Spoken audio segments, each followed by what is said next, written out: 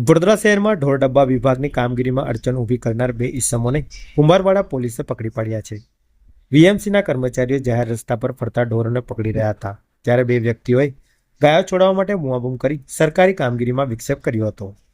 વડોદરાના જૂના આરટીઓ રોડથી ફતેપુરા 4 રસ્તા સુધી વીએમસીની ટીમ ઢોર પકડવાની કામગીરી કરી રહી હતી, ત્યારે શંકરભાઈ રબારી અને જયમીન રબારીએ પોતાની ગાયો છોડાવવા માટે બૂમાબૂમ કરી ગાયને બગાડતા વીએમસીના એક કર્મચારીને ઈજા પહોંચાડવામાં આવી હતી.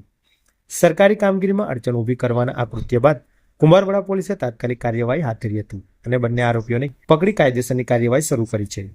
આ કાર્યવાહી વડોદરા શહેર police commissioner Narsinh Kumar, additional commissioner Leena Patil, DCP Andrew Macwan અને એસીપી એમપી ભોજાણીના માર્ગદર્શન હેઠળ હાથ ધરવામાં આવી હતી.